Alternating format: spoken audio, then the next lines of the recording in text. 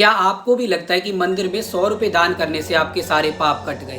अगर हाँ, तो आप बहुत बड़े धोखे में जी रहे हैं। इसका जवाब मिलता है हमें महाभारत और भगवत पुराण में वर्णित इस कहानी में। कहानी है ऋषि मांडव्य की, जो अपने आश्रम के बाहर एक दिन तपस्या में लीन थे।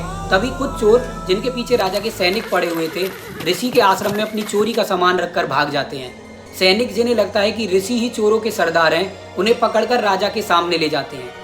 राजा भी बिना सोचे समझे उन्हें मृत्युदंड की सजा सुना देते हैं, जिसमें ऋषि को एक सूली पर चढ़ा दिया जाता है। लेकिन इसी तपोबल के कारण ऋषि को ना उस सूली पर कोई कष्ट होता है, बल्कि जीवित भी रहते हैं और अपनी ही साधना में लीन रहते हैं। जब राजा को अपनी गलती की अनुभूति हुई तो ऋषि को सूली से उतरवाता है और उनसे क्षमा मांगता है। ऋषि अपनी इसी तपोबल और तपस्या की शक्ति से धर्मराज यानी यमराज के सामने जाते हैं, जहां धर्मराज भी उनके सामने हाथ जोड़कर खड़े हुए। ऋषि उनसे सवाल करते हैं कि इस सजा का कारण क्या था।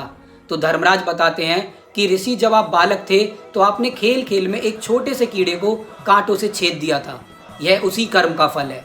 एक दिव्य ऋषि, जिनके तपोबल के आगे धर्मराज भी हाथ जोड़कर खड़े हुए थे, जिनकी तपस्या भी ऋषि मांडव्य को उनके कर्म के पाप फलों से नहीं बचा सकी।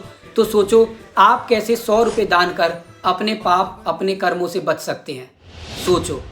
ऐसा ही उदाहरण है भीष्म पितामह का, जिन्हें इच्छा मृत्यु के वरदान के बाद भी बाढ़ सैया की यातनाएं झेलनी पड़ी अपने पूर्व जन्म के उन कर्मों के कारण, जहां उन्होंने एक सांप को कांटों की झाड़ी पर फेंक दिया था। तो अगर कभी आपको लगता है कि मेरे साथ ही ऐसा क्यों, तो शायद इसका जवाब छिपा है आपके उन कर्मों में जिन्हें आप भूल चुके हैं। क्योंकि भगवान की इस अकाउंट बुक्स में आपके हर कर्म का लेखा जोखा है, जिसे आपको ब्याज सहित चुकाना भी पड़ेगा। हरे कृष्णा, हरे राम।